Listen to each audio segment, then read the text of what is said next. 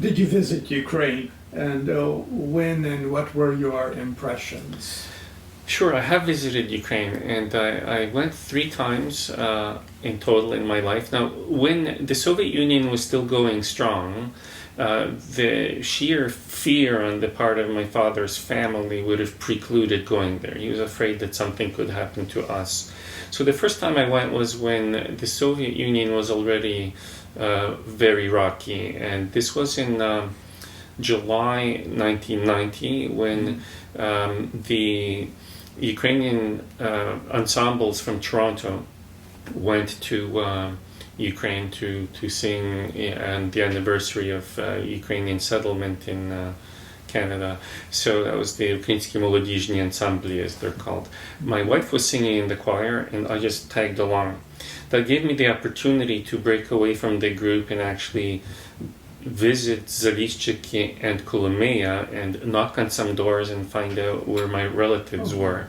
We had lost contact, and it would have been dangerous for them to receive mail, especially during the Soviet period, and I was able to reestablish contact. So it meant a lot to me. It was a very emotional moment. Grandmother's older sister was still alive at the moment, even though my grandma had already passed away in Canada. So I could bring my family up on all the news of the diaspora that they had last had contact during the Khrushchev thaw. And then coincidentally in October of 1990, I was at a conference, a technical conference in Kyiv. So I was in Ukraine yet again for a brief while. It was an interesting moment in political history too. It was the first so-called Nametove Misto, or tent city, on the Maidan.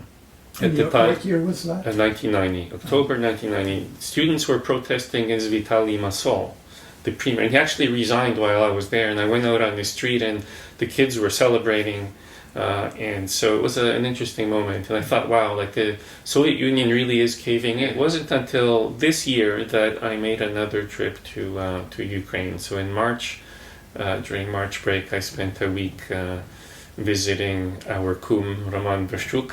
And so we stayed at the Canada House at the ambassador's residence, and Oksana, his wife, showed us around. So things had changed a lot. How important is your non-Ukrainian parents' culture to you now? There's a lot of very interesting things in Germany, and it's a country that, while it has also committed some nasty things, especially during the Nazi regime, it also added a lot to world culture and science. So there's a lot that Germans can be proud of too in their accomplishments. And so yeah, I have always felt strongly connected to both of those cultures. So why did I devote much more energy to the Ukrainian community than the German one? Which in fact I did.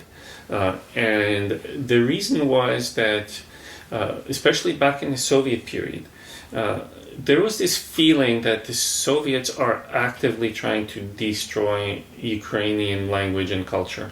Nobody was doing that to Germany.